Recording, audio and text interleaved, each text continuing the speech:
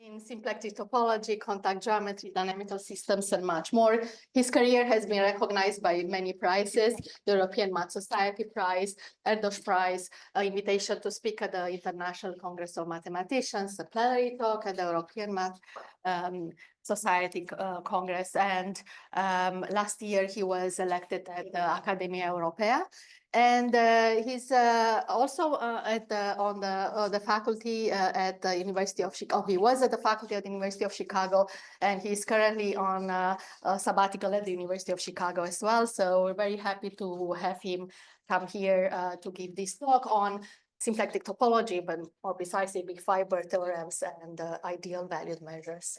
Thank you. Thank you very much for this kind invitation. So it's my great pleasure to be in Montreal. So I will talk about work with Adi Dickstein, who is incoming postdoc in CRM in Montreal, and Yaniv Ganor and Frol Zapolsky.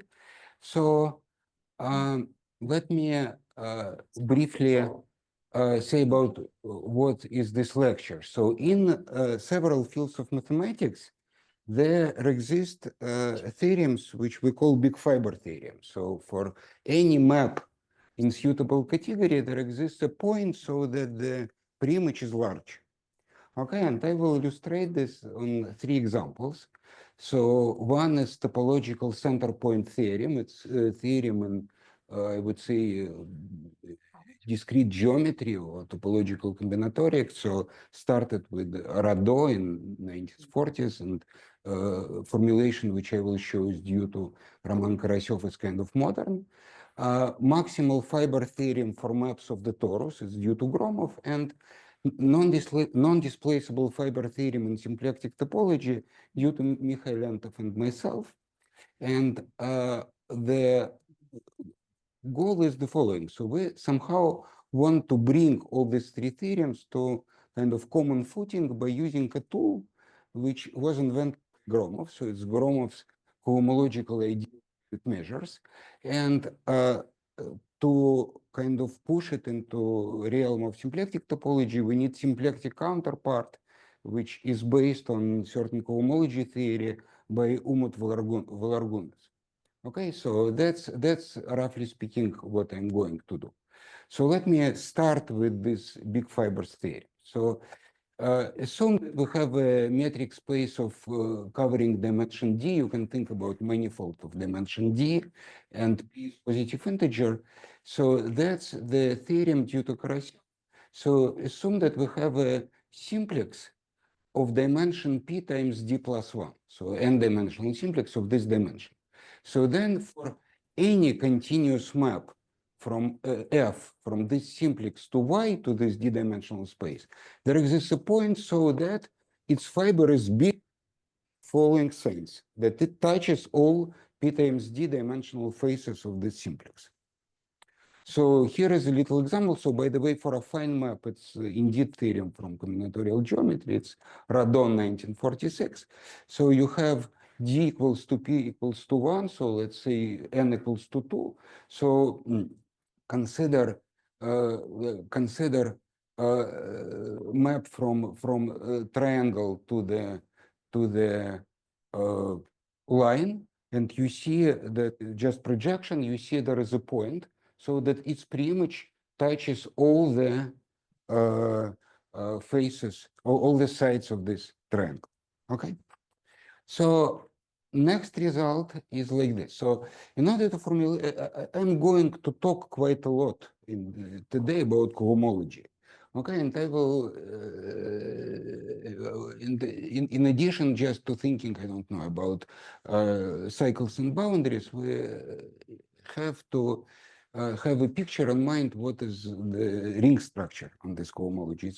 So cohomology is a skew commutative graded algebra, let's say, associated to a good manifold X. And the analytic definition is the following, that you consider, let's say, closed K-forms. So this means the differential of a form is 0, modulo exact forms. So forms which are differential of something.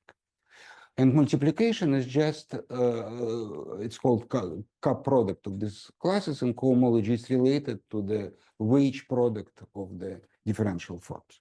But this is analytic definition, and there is also geometric definition, which is as follows. So assume that I have a k-dimensional, let's say, closed-oriented submanifold of n-dimensional manifold. So then one can choose a form which is kind of concentrated near this manifold, and it is of grading n minus k.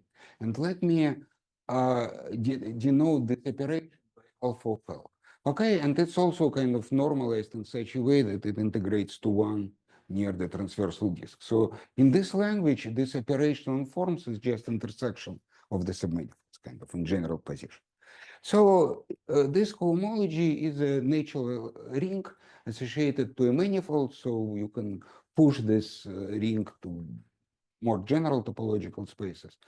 In any case, very important to us is this inclusion property, that if X is inside Y, so then you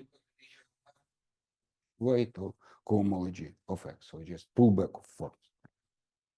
Okay, and so here is an example which I will use a couple of times. We have a complex projective space. So then in cohomology, there is a class kind of dual to hyperplane, to complex subspace of codimension 1. Okay, and so it generates the cohomology ring of CPN. Okay, so if you wish, you take this hyperplane, you intersect it with itself, you have a projective space of codimension 2 and so on until you arrive to complex line and then to the point, and then this disappears. So disappears means that little h in the power n plus 1 equals to 0. Okay, so keep these examples well kind of our discussion. Okay, so big theorem number 2. Again, Y is metric space of covering dimension D and P is positive integer. So it's a torus theorem. So assume that N is at least P times D plus 1. So then for every continuous map from torus to this space of dimension D, there exists a point which is large in the following way. So take its preimage and consider restriction map of cohomology of the torus, cohomology of this thing. So rank is large, okay?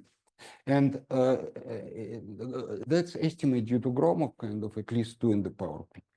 Okay, and here is a simple example. So you to the circle, you have a point whose preimage is a circle, and you can convince yourself that this circle is cohomologically non-trivial, kind of, that the restriction of cohomology of the torus to the circle is actually onto, so has dimension at least. Okay. So let me continue. So now I want to formulate this big fiber theorem in symplectic topology, but to this end, I will remind you some symplectic preliminaries. So symplectic manifold is even dimensional manifold equipped with a symplectic form. It's a closed to form which locally has the form in some local coordinate, some dpi which dqi. It's just signed area. I by purpose do not want kind of do not give coordinate free definition. So this, by the way, emphasizes that symplectic geometry in sharp contrast with Riemannian geometry, it does not have curvature. So locally all symplectic forms are the same kind, yeah? But global, and that's in a sense the main kind of issue in symplectic topology. And I would say that one of the great achievements of Vralgonesh, whose theory I will outline later, yeah. So he was probably the first who understood some principle which allows to go from local to global in symplectic topology. Okay, we will arrive to this point. Okay, but anyway, so that's local form. And these symplectic manifolds originated as phase spaces of mechanical systems. So in which way? So if you have a function time dependent defined on the manifold, so you have a Hamiltonian system, yes, energy function, which determines evolution of the system q dot equals to d, and p dot equals to minus h dq. And kind of you have kind of good cards on your hands, so your manifold is closed, so Hamiltonian kind of behaves nicely at infinity. So then you can kind of solve this equation, okay? Evolution which sends in 0 q of 0 of solution at time t p of t q of t. And the key feature of these mechanical motions is that they preserve the symplectic form, okay? And actually they form a group which is called group of Hamiltonian diffeomorphisms, and on some manifolds, so for instance, if your manifolds have no cohomology kind of, so, and is closed, let's say, so this is just identity component of the group of symplectomorphisms. So it's a super important group, symplectic topology. So now, which examples of closed symplectic manifolds to think of? So you can think about surfaces with area form. So kind of the simplest example of symplectic manifold, which is just two-dimensional. Okay, and you don't feel a danger because I mean that's object of differential geometry. But so far, okay, you can take products of them. You can take complex projective manifolds, so complex submanifolds of CPN. I think this is a good pool of examples to worry about. Okay, and another operation which is important is Poisson bracket. So if you have two functions f and g, so Poisson bracket and the coordinates which are introduced is df dq times df dp dg dq. So that's to think about it. So first, kind of in a coordinate free way, it measures derivative of f along the Hamiltonian flow of g, okay? But there is a little bit more conceptual way, so you can think about GAM as infinite dimensional Lie group. And so then this is just a Lie bracket of this Lie group, okay? So what is for sure true, that if functions f and g commute, Poisson commute, so corresponding flows commute. So that's the way to produce commuting. Okay, so now in 1990, Helmut Hofer invented a remarkable small scale. We say that a subset of manifold is displaceable if there exists a Hamiltonian diffeomorphism which disjoins itself away from itself. Okay, and let's play with this definition on the two-dimensional sphere. So if you have a two-dimensional sphere, let's take kind of disk in the upper hemisphere. So then by rotation of the sphere, you can send it to Australia, so to say, right? So this means that, I mean, this disk is displaceable. On the other hand, equator is non-displaceable, and I mean, there is this Lomonosov law that if something goes up, so something should necessarily go down. But now look, so we just said that a symplectic form on the two-sphere is area, so measure theory, it's Lebesgue measure. But this set has positive Lebesgue measure, but it's small from symplectic viewpoint. And this set has zero Lebesgue measure, but it's large from symplectic viewpoint. So somehow in symplectic topology, the notion of scale is completely different than in measure theory. This should be taken into account. Okay, so now this third big fiber theorem, non-displaceable fiber theorem. So assume that the coordinate functions just commute. Okay, so then our theorem with Mishentov of 2006 says the following, that there is necessarily a point, so the preimage of this point is large. So namely, the fiber is non-displaceable. Example, so I mean, it's was Humpty Dumpty, right, which is homeomorphic to S2, so to say, up to small things. You exactly see that, I mean, all the fibers are displaceable except the belt, which is, as it known, is distinguished from the tie, right? Belt corresponds to equator, which is not displaced.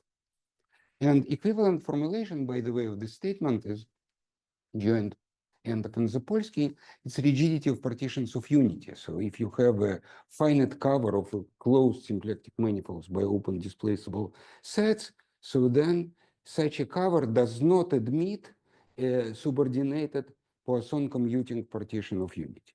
Okay, so somehow this small sets, so they come into a certain conflict with Poisson bracket. Okay, and this will be one of the theme of this talk.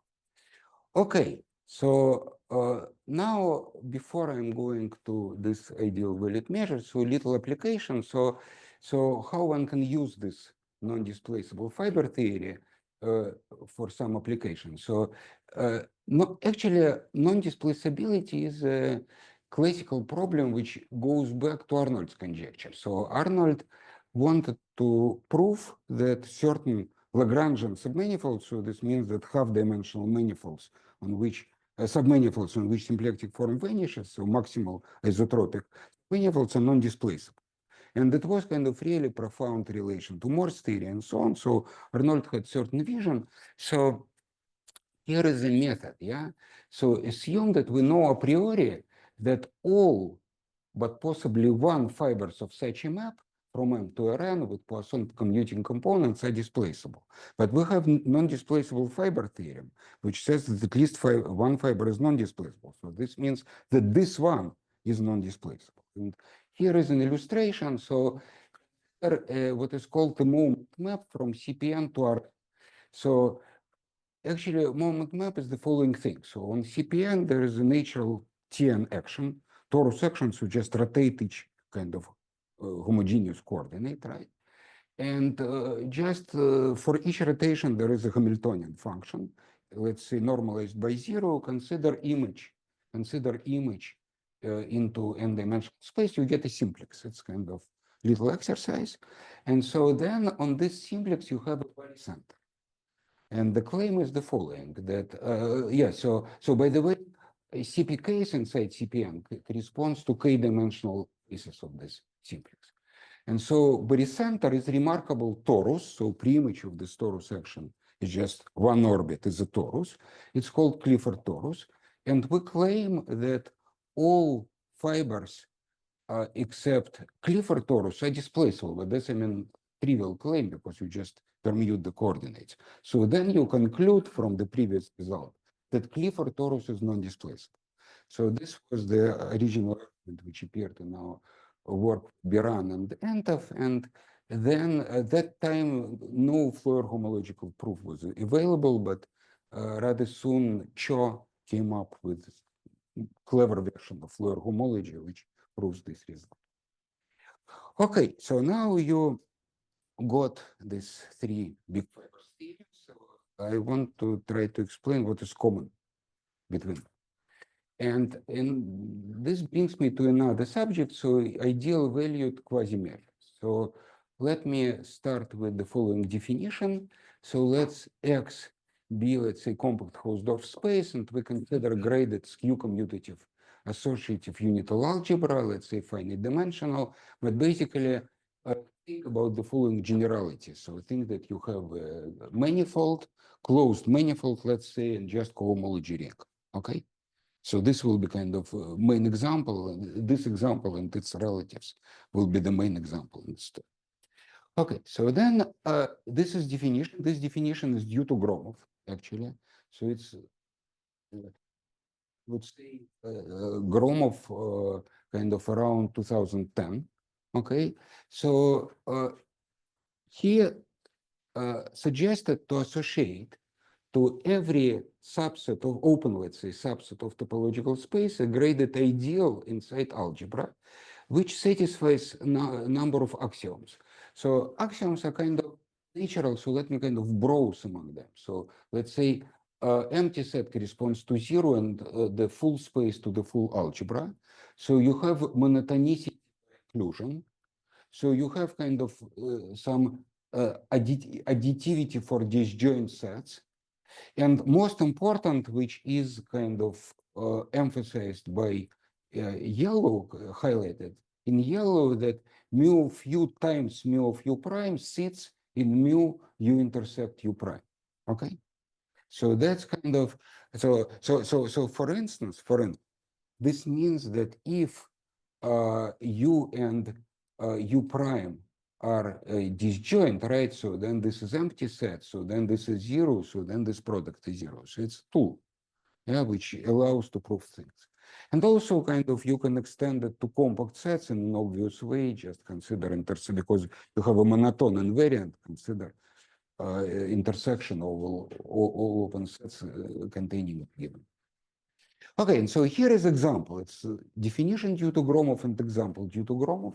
And it's amazing that usual kind of cohomology theory can yield some new things. Okay, so Gromov said like this. So if you have U, consider its double negation. Sorry, it's a little complicated. So you take U, you consider complement. You consider a map from H star X to H star X minus U, and you consider kernel. Okay, so if you wish kind of, an idea is the following, that class belongs to mu coh of U, this homological kind of IVM, if and only if A is represented by a chain supported in U, roughly speaking by form supported in U. So that's geometric intuition behind this idea. And here is an example. So if we have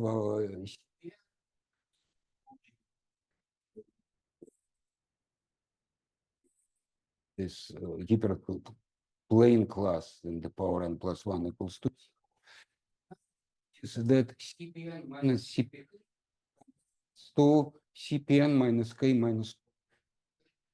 This basically means that homological of CPK is kernel with restriction H star CPN to H star CPN minus K minus 1, which is H in the power n minus K times everything. So it's ideal kind of generated by H in the power n minus K. So that's kind of the, I mean, we remove CPK, we everything contract to CPN minus K minus 1 and calculate the kernel.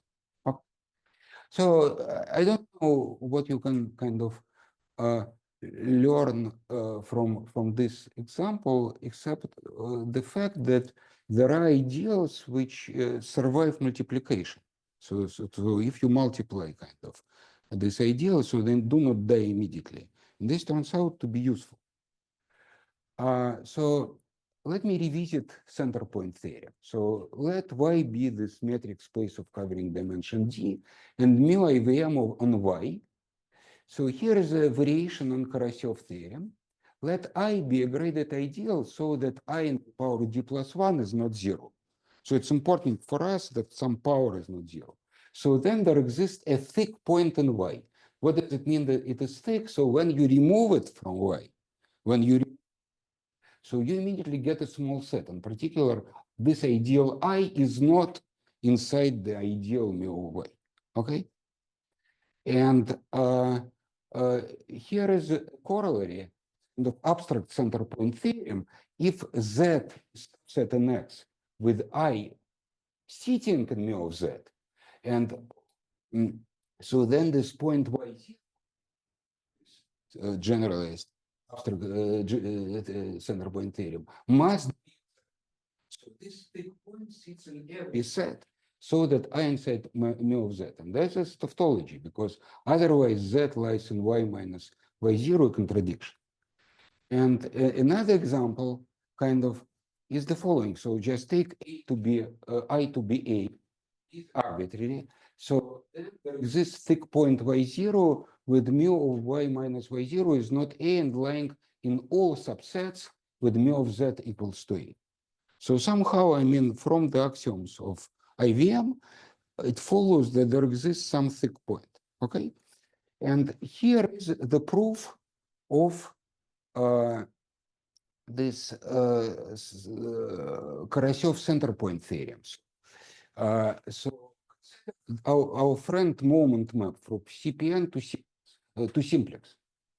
Okay, so and F will be a map from this simplex to our space YD. And note that phi of CPK is delta. What we do, we consider on this CPN, there exists Gromov's cohomological IVM.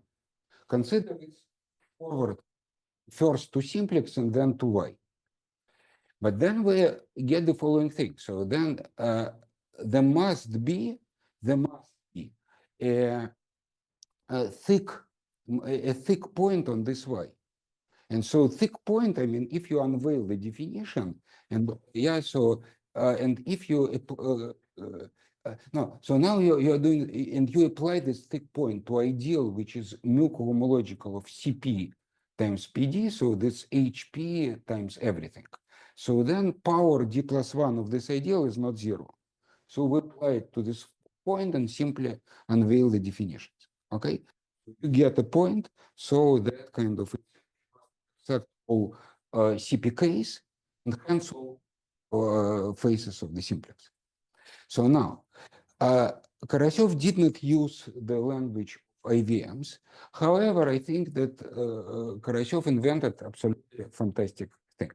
He kind of used cohomology ring of CPN, it was his idea, in order to get results about maps from simplex to kind of d-dimensional, let's say even linear spaces, yeah, and finding points which intersect everything. So this kind of, this idea that, I mean, this ideal has non-power is explicitly present in Karashev's language, paper, okay?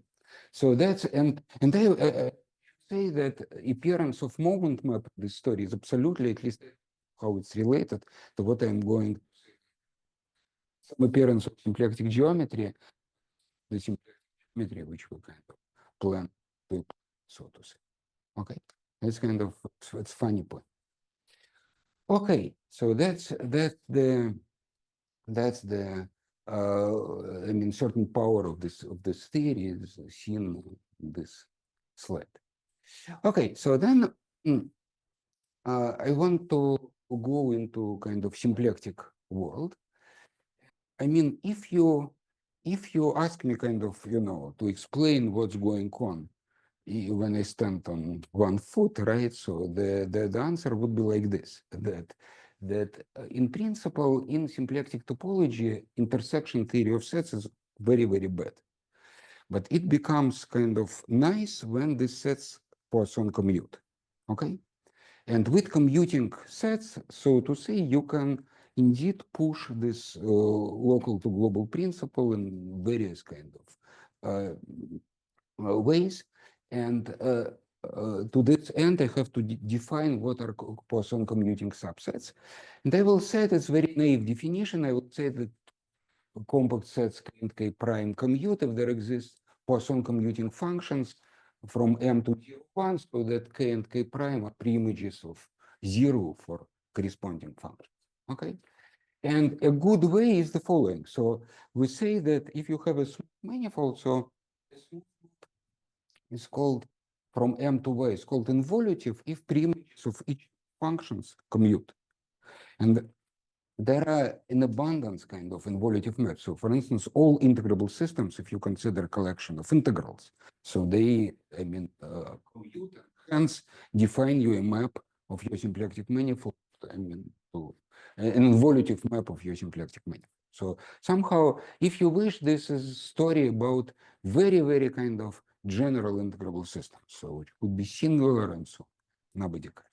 Okay, and here is example which already you've seen. So if we have functions f1 fn plus from m to rn and fi of j equals to 0, so Poisson bracket, so then this map is involutive. And for involutive maps, pre-images of closed and open sets commute. So how that's how we think about this.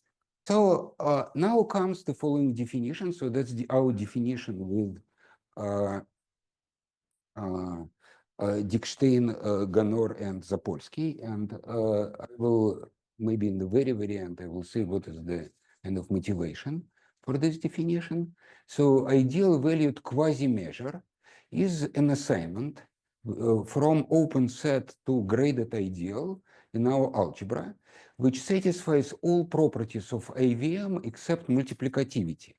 And multiplicativity is activity. So tau of u times tau of u prime sits in tau whenever. And usually, if you wish, you have kind of 3 for the price of 1. So in all known constructions, kind of non-trivial construction. So this IVQM comes with two more properties, which are of course kind of crucial for symplectic topology. So first, they're invariant under action of identity component of symplectomorphism. And second, I mean, these VQMs are very friendly with small scale. So if K is displaceable complex, so then tau of complement and tau of the set, somehow this small scale ideally fits to this construction. And if you wish, the main result of the talk is the following, that for any manifold, there exists algebra. The algebra secretly is quantum cohomology algebra, and I will define it in some way, but later. And NA IVQM on M with invariance and vanishing property.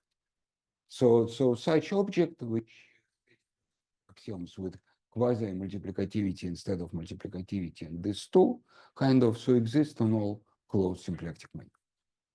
And what I want to do, I want to, first of all, say a little bit about applications and a little bit about constructions and a little bit about motivations. Okay, so yeah, I have something. Yeah.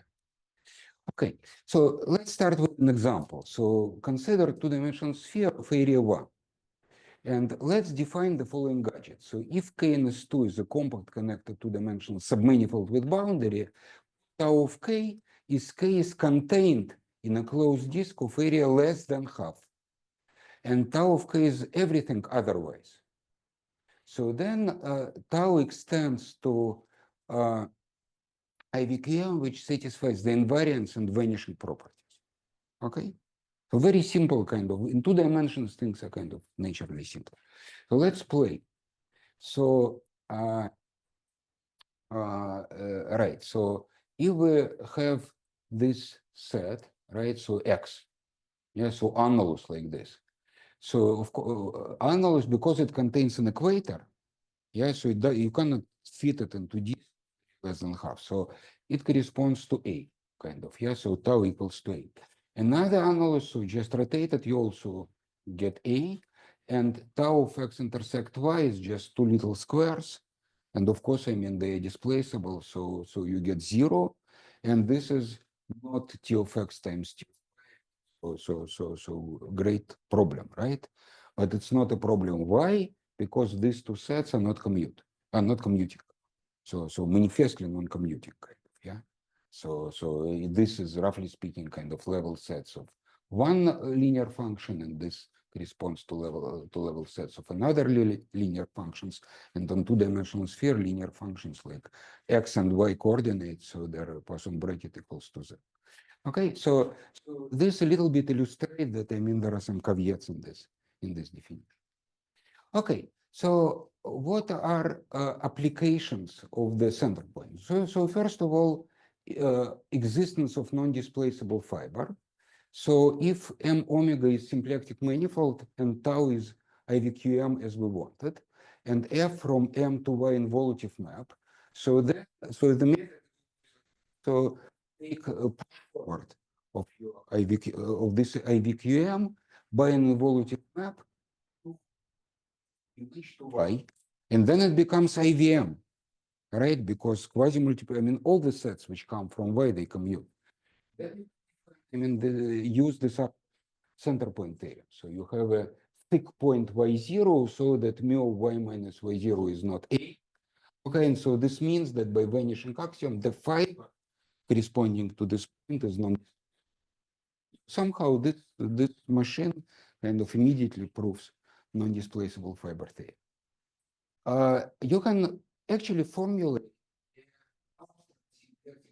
point theorem. So if M omega is a closed symplectic manifold and tau is VQM, and I is a graded ideal so that I in the power D plus 1 is not 0. So then Y, if Y is a metric space function D, so then any involutive map from M to Y has a fiber which intersects all compact sets with IC. Okay, so this is basically a reformulation of this Centerpoint theorem, which I already gave.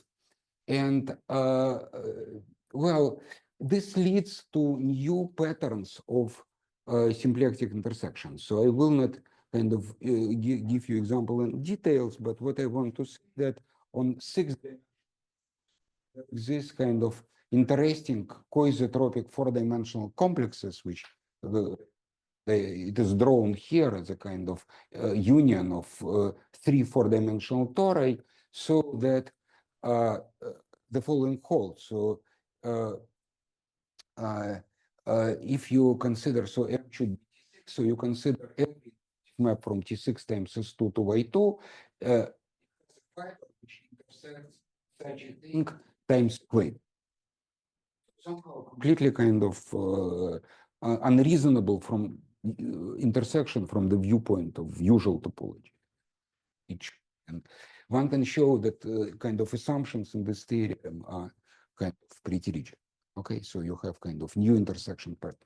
So I will be extremely sketchy here, but still I want to, first of all, review the notion of homology. So if I already was talking about cohomology at the beginning of this talk, so let me say that there exists, if you wish, a dynamical approach to homology of a manifold. So if you have a manifold and take a Morse function on this manifold and let rho be generic metric and F a field. So consider a complex which is just span of critical points of this function. And then you can do the remarkable thing. So that's already kind of interesting twist that as an algebraic object, we consider a linear combination of critical points, okay? But then even more interestingly, we build kind of operator on this space from dynamical information. So namely, we consider minus gradient flow of the function. And we notice that if Morse indices difference between points x and y is like 1, so then this connecting orbits of the minus gradient law are isolated. We can count them. And let's use them as matrix coefficient of an operator. So we can do it with orientation, without orientation. That already depends on the taste. So in this or another way, yes? What is the span? Span means a space of finite linear combinations with coefficients in F. So it's algebraic operation. So like we have finite number of elephants, and we consider span of the set of elephants with coefficients as F as all finite linear combinations. So here these elephants are just critical points. So they are objects of geometric nature. But that's what we do. And so then we define operator. So we get kind of vector space because it was span of something. So we have canonical basis because it's chosen. So now we write matrix coefficients of operator in this basis, also via dynamics. So namely, we take two critical points x and y with index difference 1, and we count gradient trajectories connecting these 2 points. Okay, so for instance, yep, I see. Thank you. Consider the following situation, right? So you have a sphere S2, and this is height function, right? So then your critical points this, and this. So this has index 2, this has index 0, this has index 1. And so you see that the connecting trajectory, so you have this one, so then this one, and then this one. So that's this Morse complex. So now from this data, you build this matrix coefficient. And so then miracle happens. First of all, this operator square is 0. And second, kind of homology, which you get just homology of the manifold. And they are called Morse homology because I believe this was known to Morse. Okay, it's kind of classical construction. It's interesting story because it was all known to Morse, but proofs appear, I think, didn't appear until master student of Hofer, Matthias Schwarz, wrote a book actually as his master thesis, very good book, where he somehow wrote down details of this construction. And the logic is like this, that secretly, okay, so let me go to another slide. So secretly, symplectic topology is not kind of something about symplectic manifold, but about the space of loops on symplectic.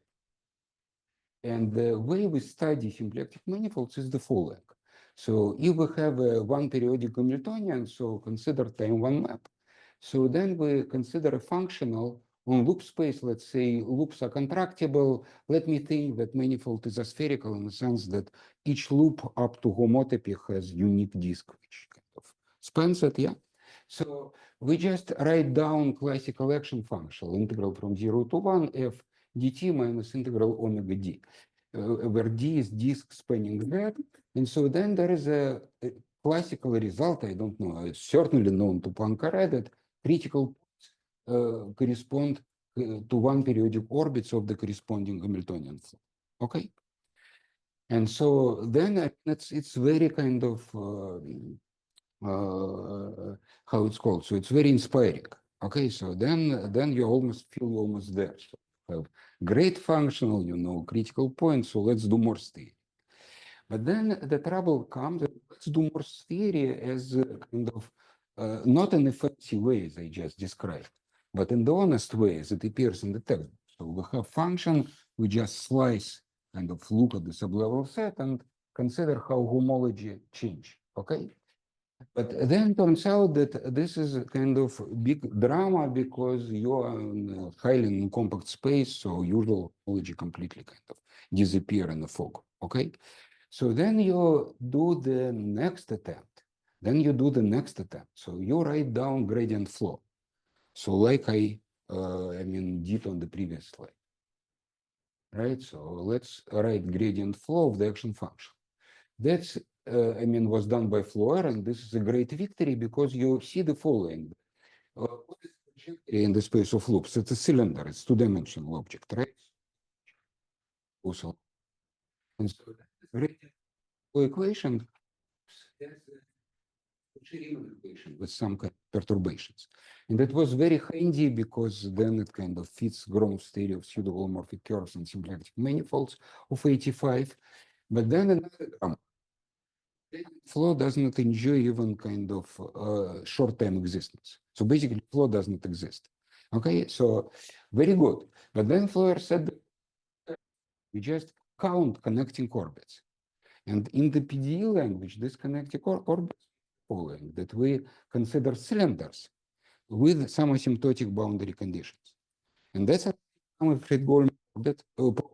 So you can do count, actually more or less as we did before. And so this count is some theory, Floer homology.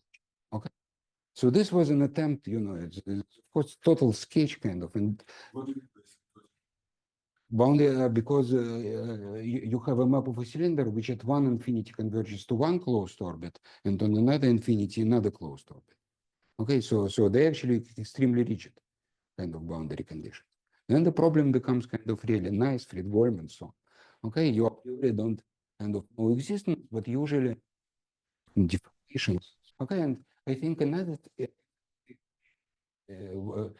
maybe want to mention that it's extremely instructive to take case when f equal to 0. Okay, so assume there is no Hamiltonian. So Hamiltonian is 0, so flow is identity. So all the manifold consists of fixed points. Okay, and so that's not good because you have kind of situation when critical points form a manifold. Let's perturb them a little bit. This is a good way, yeah, so to add the Hamiltonian. And then it turned out that actually, ironically enough, so this perturbation became the main object of interest. So we used Hamiltonian to perturb 0, but then it turned out that we get interesting information about interesting objects. We forget that we originally perturbed. Okay. And by the way, if it's to 0, then in trajectories kind of they basically joint point and points and they're holomorphic, so they correspond to holomorphic curves, and the cohomology ring is this quantum homology ring which appears. Okay, roughly speaking. Okay, so then we have to pass, but notice that I somehow talked about functions, but we want to define certain objects corresponding to subsets. And here comes the idea which was originally used by Floer and Hofer in the heroic period in the 90s, that if you have a nice set, you can approximate it by a function. So you, roughly speaking, consider kind of a characteristic function which you smoothen, you can make this part higher. Okay, and so this approximation, so it will mean there were many versions and many efforts. So you declare symplectic homology of the set as, roughly speaking, Floer homology of this function. Okay, and Varalgonis, who did it in extremely clever way, kind of. So he discovered a version of symplectic homology which enjoys Meyer-Vietoris sequence for commuting subsets. Okay, and this kind of so Meyer-Vietoris sequence says that you have an exact sequence which goes from a union symplectic plus symplectic homology of B to symplectic homology A intersect B, okay? And thus, if you know A, B, and intersection, you can get information about A union B. But for commuting subsets. And here the trick is the following. So somehow people for decades lived in symplectic topology, knowing that Meyer-Vietoris doesn't work. And it does not work by the following reason. That, you know, I mean, we deal with loops. But I mean, if you have sets A and B, so the loop can kind of go to many times, right? And then it does not lie in B, does not lie in A, does not lie in intersection, so everything fails. However, when the sets Poisson commute, you have very control about behavior of critical points. So for instance, periodic orbits cannot behave in this way, so they kind of became separated. That was indeed kind of very ingenious observation by Varalgonis, and then it was kind of basic algebraic realization, because this passage is difficult and everyone does this kind in some way. Okay, so in this or another way, so that's what we have, and so then we are basically with this tool we imitate Gromov. We take as algebra SH of the full manifold, and this A IVQM tau of U is kernel from SH of M to SH of M minus U. Okay, so there is obviously, I mean, a lot of technical work to be done on the way. That's outline of the problem. Does this mean you can compute, say, from balls? No, balls tend, you see, so balls tend not to commute. So you need more complicated set. But if you have integrable system and you have a kind of cover of the moment map, so to say, and by some reasons you know how to do this, I mean, for small kind of tubes near Lagrangian torus and singular sets and so on. So then you can try to compute. For Gromov, I mean, so there are people, there are followers of this theory, kind of, which are trying to do this computations, extremely promising in this way. Okay, let me make epilogue. I have 1 hour, right? Okay, I will be there. I will explain some link to quantum mechanics, actually. So how this story is related to quantum mechanics. But to start with, let me formulate non-displaceable fiber theory, kind of 2.0. So the same start. So let F be a map with commuting coordinates, and then a theorem by Chuk-Yu Mak, Johan Sun, and Umut Varalgonis, 2023. It says that there exists a fiber whose symplectic, I mean, this Varalgonis cohomology do not vanish. Okay, and it of course yields non-displaceable fiber theory, and this is a result which was very dear to Entov and myself because it solved certain problems on which we thought probably more than a decade. Okay, and let me a little bit kind of describe this problem. So it deals with something which is called quasi-states. So these are functional on, let's say, smooth functions to R, but they are not in general linear. So they are nice, they similar to measure, so they are normalized, monotone, okay? But they are linear only on Poisson commuting subalgebras, okay? And in fact, kind of such objects indeed can be especially on higher dimensional symplectic manifolds. They hidden in, so in what I will not explain how, but somehow they sit here, and for instance, they exist on CPN, okay? So and some weaker version exists on all manifolds. And actually, non-displaceable fiber theorem was proved with such gadgets. So original proof of our non-displaceable fiber theorem was proved with some gadgets. So corollary from this theorem is the following, that all Floer theoretical quasi-states which we built are quasi-multiplicative. So z of f times z of g when f and g commute. Okay, and argument, roughly speaking, the following, that there exists of a level set k of f on which z of f equals to restriction of f, and z of f square equals to restriction of f square. Okay. Now, this fact is actually closely related to quantum mechanics, and here how it goes. So quantum mechanics, as we know, contain classical mechanics when Planck constant tends to 0. So functions correspond to classical observables. Functions are classical observables. They correspond with this kind of correspondence principle to Hermitian operators, which are quantum observables. Poisson, roughly speaking, kind of correspond to commuting quantum observables, which means they are simultaneously measurable, at least kind of in the ideal world, okay? So now this quasi-multiplicativity axiom, so is sort of analogous, right, to this property of symplectic quasi-state, that so symplectic quasi-states, remember, so they were functionals which are kind of linear on Poisson commuting subspaces, and quasi ideal valued quasi measures, so the ideal valued measure almost, but they satisfy this intersection property for commuting. The whole definition of quasi-state is related to von Neumann definition of a quantum state. So actually, what's that von Neumann? So what is a quantum state? So you have a space of observables, and you have functional, which is normal, monotone, and linear, okay?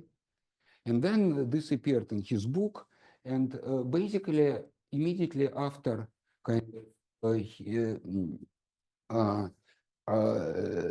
this book was written, so Gret Hermann, who was both physicist and philosopher, came up with the following argument.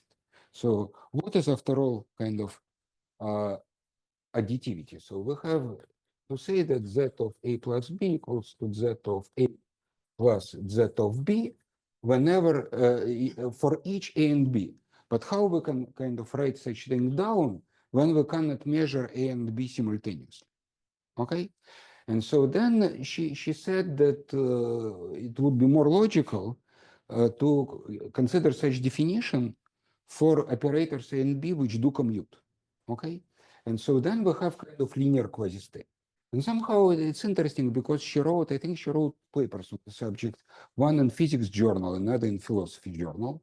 But then she became active in kind of, it was end of 30s in Germany, and kind of anti-Nazi underground, moved to London. Then after war returned to Bremen, became professor of physics probably, but somehow her work was not noticed that time. And only in the 50s kind of Bell and Bohm, kind of, they basically reinvented the argument. Okay. But then there is something which is absolutely amazing, which already I cannot understand. So what happens in this kind of physics community? Because in 58, Gleason, I mean, this Andrew Gleason, so actually proved that at least in higher rank, so when dimension is at least 3 of the Hilbert space, this algebraic definition is equivalent to linearity. It's a very difficult theorem. Trick on the trick, and it cost, I mean, Gleason's proof cost many kind of made waves, yeah, so I mean, logicians and so on, because the main point is that if you know a priori some continuity of this with some regularity, so then this is like exercise in representation theory, but this continuity is absolutely non-obvious, okay? And this is another way, so actually, as Gleason showed in actual kind of quantum mechanics, so this discussion is not very relevant, okay? However, this existence of symplectic quasi-states, so that's what we kind of found with Antov is, I mean, we like to call it kind of anti-Gleason phenomenon in classical mechanics. So actually, there exists kind of Ginian quasi-states in classical mechanics, and I should say that in dimension two, there is a topological theory due to Arnes which produces quasi-states. So kind of our quasi-states become interesting in higher dimension, starting from 4. But then what was a kind of really serious criticism of von Neumann? So one of the conclusions is that from von Neumann that there is no dispersion-free quantum state. So for each quantum state, there exists observable so that rho of a squared is like expectation of a squared minus rho of a squared, so square of expectation is not 0, which roughly speaking in sharp contrast with quantum mechanics, because with classical mechanics, because in classical mechanics, Dirac delta function is a dispersion-free state. So I'm in this point and dispersion is 0. I'm not allowed, so to say, yeah? Okay, and von Neumann said that, I mean, it's impossible.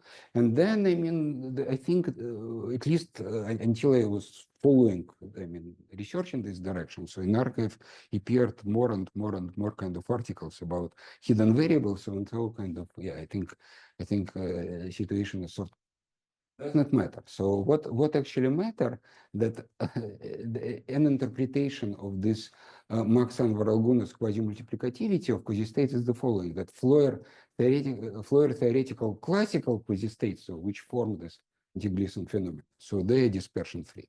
Okay, so somehow z of f squared minus z of f squared equals to 0. So somehow we have anti-Gleason phenomenon in classical mechanics. And it's kind of somewhat related to the story of my talk. Okay, so actually in various ways, but the point is that this result kind of shows that this quasi-state which we found is dispersion-free, and that's yeah. Thank you very much for this wonderful talk. We're taking now questions. Just a quick question. The commutativity of sets. So more technically, what makes it kind of work? I think more technically the following, that you should work with kind of think about like indicator functions. Yeah, so you can make indicator functions commuting, and also commuting with the commutator function of intersection and of union. And so then you have very good control about periodic orbits. And so you see that this pattern, which kind of kills my arbitories, yes, basically is impossible because they are kind of localized. You cannot travel between sets. You go kind of, and so then we're going to this analysis very carefully. So it's really the dynamics is not very yes. So I think that dynamics was kind of quite crucial for it's the heart of the argument. So and holomorphic curves are kind of taken. No, then you have to do something, right? But without this, you even cannot start.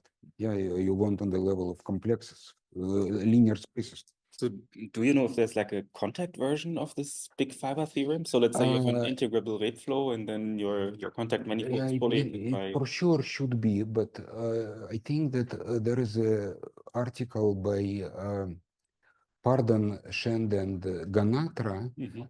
about this Liouville cons. And they, let's put in the way, I suspect that what they're having quite similar kind of picture.